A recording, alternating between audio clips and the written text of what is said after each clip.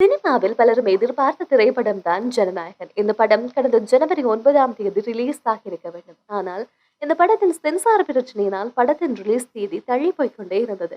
இதற்கிடையில் ஜனநாயகன் திரைப்படம் யாரும் எதிர்பாராத தருணத்தில் இணையத்தில் முழுமையாகவே கசிந்தது.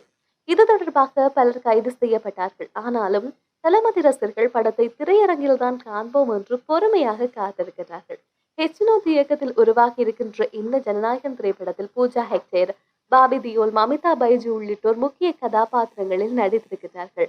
படம் குறித்த தாமதங்கள் மற்றும் பல்வேறு வதந்திகள் இருந்திருந்தாலும் விஜயின் இந்த திரைப்படத்துக்கான எதிர்பார்ப்பு நாளுக்கு நாள் அதிகரித்துக் கொண்டே இருந்தது.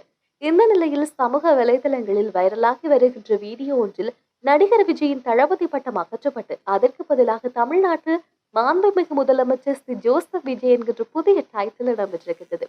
மேலும் இந்த வீடியோ திரையரங்கில் ஒளிபரப்பப்படுவது போல ரசிகர்கள் ஆரவாரம் செய்து கொண்டாடும் காட்சிகள் அதில் இடம்பெற்றிருக்கிறது.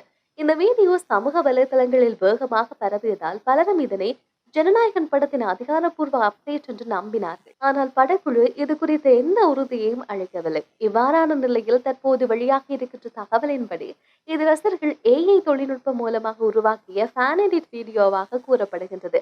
அதே நேரத்தில் இந்த வீடியோ அதிகாரப்பூர்வ வீடியோ அல்ல என்றாலும் இந்த கிளிப் விஜய் ரசிகர்களிடையே பெரும் உற்சாகத்தை ஏற்படுத்தி இருக்கிறது. குறிப்பாக முதலமைச்சர் டைட்டில் கார்டு திரையில் தோன்றியவுடன் ரசிகர்கள் விசில் அடித்து நடனமாடி கொண்டாடும் திரையரங்கு வீடியோக்கள் இணையத்தில் வைரலாகி வருகின்றது. பலரும் இதனை கூஸ்பம் தருகின்ற தருணம் என பாராட்ட தொடங்கி இருக்கின்றார்கள். சில ரசிகர்கள் இந்திய சினிமாவில் முதன்முறையாக ஒரு நடிகர் முதலமைச்சர் பட்டத்துடன் திரையில் அறிமுகமாகும் வரலாற்று தருணம் இதுவாகலாம் என்று கருத்துக்களை சொல்லி வருகின்றார்கள். இது விஜயின் சினிமா மற்றும் அரசியல் பயணத்துடன் ரசிகர்கள் கொண்டுள்ள உணர்ச்சி பிணைப்பை மீண்டும் வெளிப்படுத்த இருக்கிறது. அத்துடன் எதிர்காலத்தில் விஜய் உண்மையாகவே தமிழ்நாட்டு முதலமைச்சர் என்ற டைட்டில் கார்டுடன் திரையில் தோன்றினால் அது இந்திய சினிமாவில் புதிய வரலாறாக அமையும் என்ற பேச்சும் ரசிகர்கள் மத்தியில் பரவி வருகின்றது. இதுவே இந்த ஏஐ வீடியோவை இன்னும் அதிகமாக பேசப்பட்ட விஷயமாக மாற்றியும் இருக்கின்றது.